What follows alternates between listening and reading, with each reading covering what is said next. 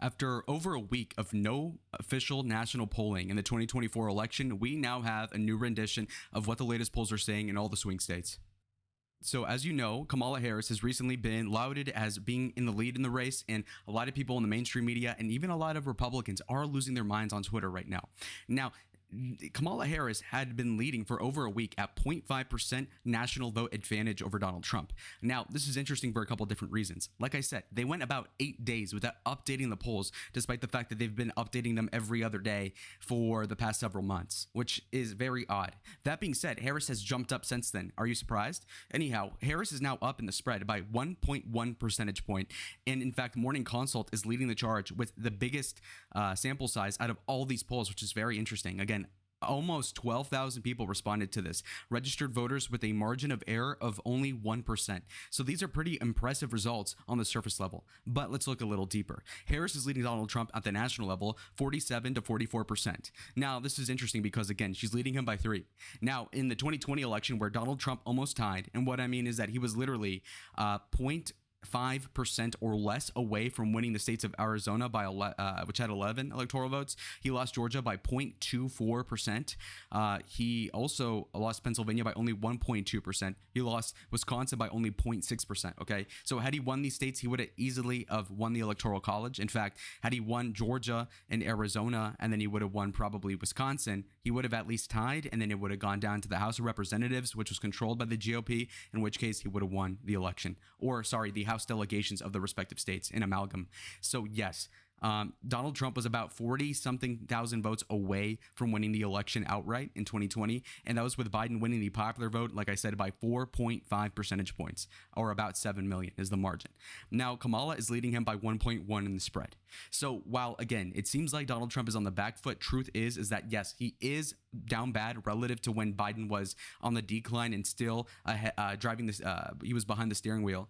But now all of a sudden, Kamala is still poised to lose, given these results. But let's see how the individual states are polling. Just to add more to my theory here. So we have the Morning Consult poll as well on FiveThirtyEight.com, but we also have Big Village polling, which again are smaller samples. Again, instead of 12,000, it's about 1,000 for these guys. So we have 3 polls over the course of the same weekend, the past few days. You have Big Village reporting amounts of Harris winning by 3, Harris winning by 4, Harris winning by 3. So again, pretty similar results across the board. It seems like Harris is poised to win the popular vote as of today, but that's subject to change. Now, as you can see, obviously the race has been pretty narrow the entire time with Kamala in the race. Kennedy seems to be a factor that is slightly dragging down Trump, but probably not decisively.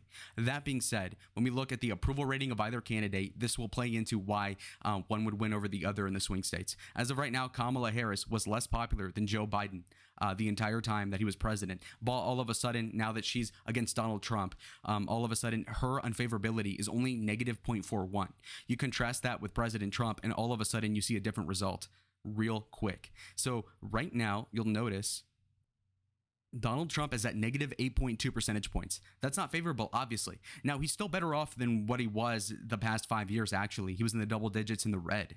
Now he's in the red by 8, but he's still under leverage as compared to Kamala Harris. Now, again, me and a lot of people are saying that it's a sugar high, that in fact, you people that think she's going to win have fallen off of a coconut tree recently. The bruise is still on your forehead. The truth is that probably Trump will still win, and I don't believe the polls, but I'm going to give you the polls no matter what, okay? So let's just play it even.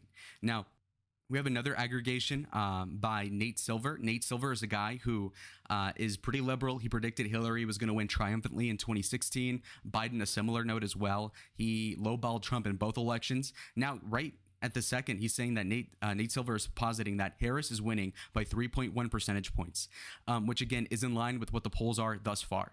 That being said, again, if Trump almost tied with 4.5% in the negative, if he's only losing by 3.1, odds are he's going to slightly edge out the victory in the Electoral College.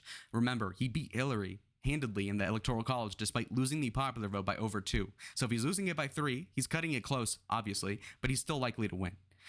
Just for simple math here, if he's right now doing 1.5% better across the board in the swing states as he was compared to 2020, let's add 1.5 percentage points to the states. The final result in Georgia, again, controversial to say the least, but if you add a 1.5 to Trump, all of a sudden he wins Georgia, he wins Arizona, he wins Wisconsin, he wins Pennsylvania, he won the presidency. It's that simple, okay? He gets Michigan down to 1%. He gets Nevada down to like 0.5%. And so you can see how the math is pointing out to be pretty solid for Donald Trump. But nevertheless, let's not even look into the past. Let's look into the future. We have polls that are consulting the popular election in the swing states. We're going to first start off with North Carolina, as that is the one that is the least likely to go to Harris. This one is 3.2% for Donald Trump. Now, this is a pretty solid result.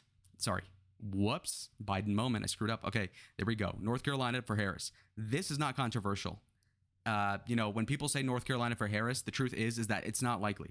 Harris is likely going to do better with some women, obviously, black women namely. But as a percentage of the population, black women are 5%.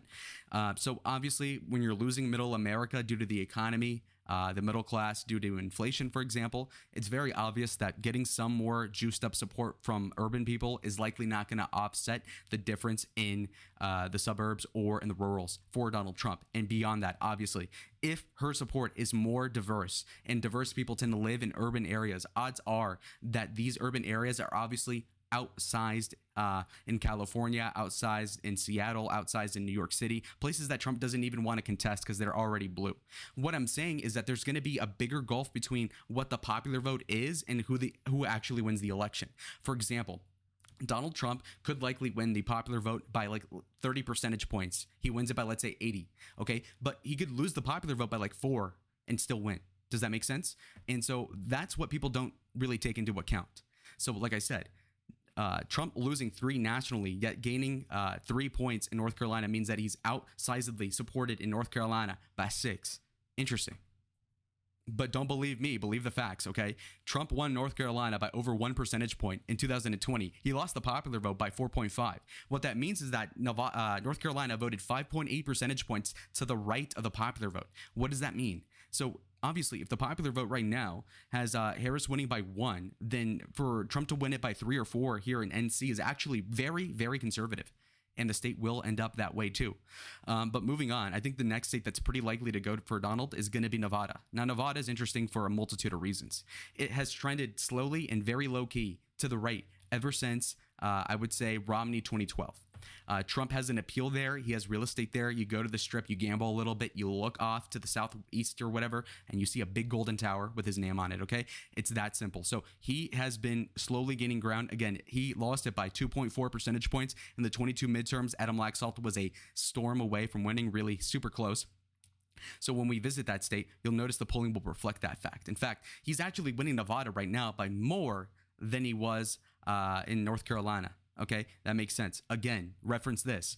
Nevada voted 2 points more conservative than the popular vote in 2020. That was 4.5. So by that logic, basically Trump is poised to win in Nevada right now. All right, let's visit Georgia. Georgia is a state that has been recently put into contention. Contention because obviously, again, black people turn out more for somebody they can relate to, I suppose. Just going to posit that there. But the point being is that obviously Harris is making it closer than Biden did. That being said, Trump is still leading by 0.6 percentage points, which is interesting. So if that's true, then obviously Georgia is voting to the right of the country. Do you guys get the concept? Like the video if you know what I mean at this point about right to the country, left to the country. For example, let's take Arizona, okay? Arizona voted for Biden by 0.3 percentage points in the official count, okay? Trump lost the popular vote by 4.5. So Arizona voted 4 points to the right of the country. Does that make sense? Perfect, okay? For example, let's say Biden won California by 30, okay?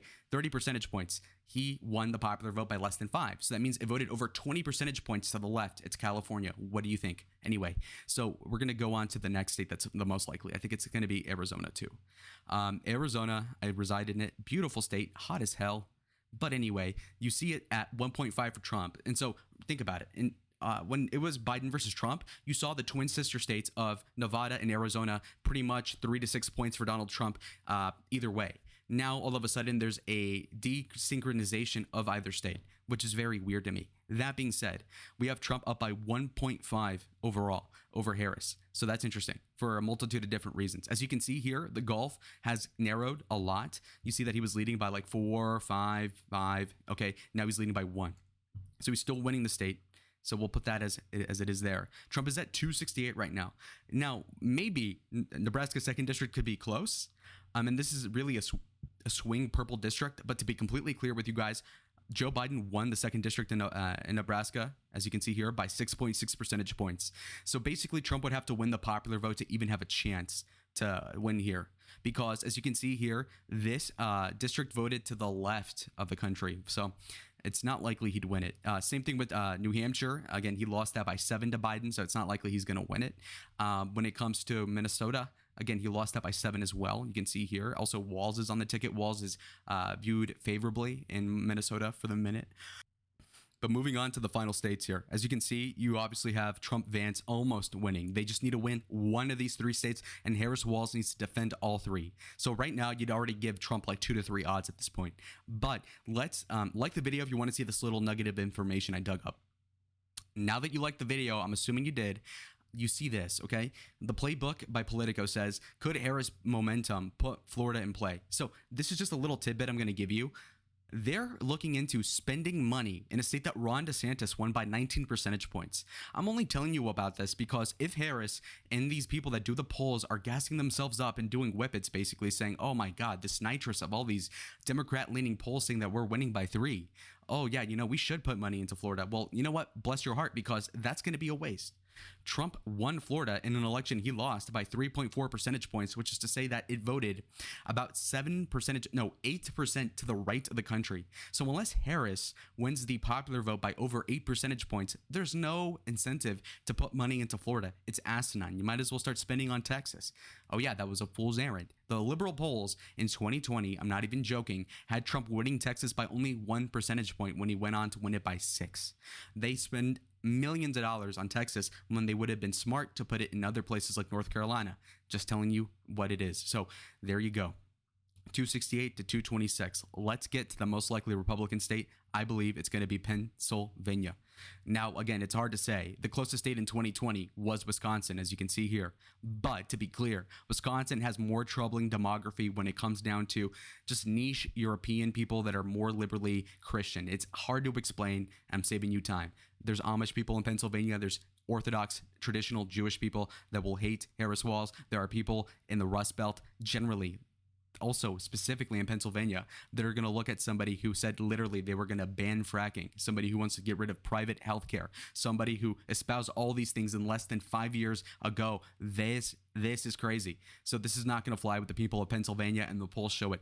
0.8% for Trump over Harris. Very easy to tell. Now, granted, again, this is voting right to the country. If Trump ties in the popular vote, he's going to win Pennsylvania by 4. That's how the logic works. So 0.8 would be a 2% differential from the 2020 result. Again, we had Scranton Joe in 2020, a 70-something-year-old white guy. Oh, I trust him. Okay, he fights for the blue-collar people. But now it's Harris. No ties to the Rust Belt. No ties, nothing. Walz, you can say, oh, I'm from Minnesota. But dude, Pennsylvania, Minnesota, different world. IMO. But okay, so we have Trump winning the election right now, just right here. But let's get into the 2 other states. I think Wisconsin is the second most likely to go for Donald Trump, and we're going to look at the result. Harris is currently winning it according to the latest polling aggregation, as you can see here. That being said, though, it's a little disingenuous because obviously what that implies is that there's going to be this gulf between the 3 states in this election, which I doubt. As you can see here, there was a less than 2% difference among all these different 3 Rust Belt states, Michigan pushing it. But anyway, the point being, though, is that it's unlikely for these states to be super far away. Plus, in 2020, you didn't have this whole Hamas situation where the Democrats could stand to lose voters over perceived apathy towards their cause. And Harris is going to have to walk a very thin tightrope between appeasing the far left, the squad, which are her people, or actually trying to be more neoliberal and take a Clintonian approach that is more affable to AIPAC and these Zionist organizations that totally want backing of this war going on. And so for that reason alone, it seems to be dubious that Michigan would vote to the left of these other 2 states by more than a point. That being said, so Wisconsin right now is going blue. I doubt it's going to be that way, but as of right now, that's what it is. But let's consult Michigan. I've been talking a storm about it. I was born there. You see here that Harris is leading by 2.4 percentage points, which is pretty in line with what Biden got last election cycle. Interesting. Now, to be fair, these latest polls aren't the most equal. As you can see here, Bloomberg has Harris winning by 11 in Michigan, which is ridiculous. And you know what? If she's winning Michigan by 11, then go ahead and please go spend your money on Florida because you might win it. But as of right now, I don't believe that. But the most recent poll, though, by New York Times Siena has Harris winning by 4. And this Insider Advantage poll, also pretty recent, has Harris up by 2. And so for that reason, it seems likely that she would win it at this point, just based off the latest polls. So right now, you have Trump-Vance winning 287 electoral votes, Harris-Walz winning 251 electoral votes, and losing by a margin of about 36.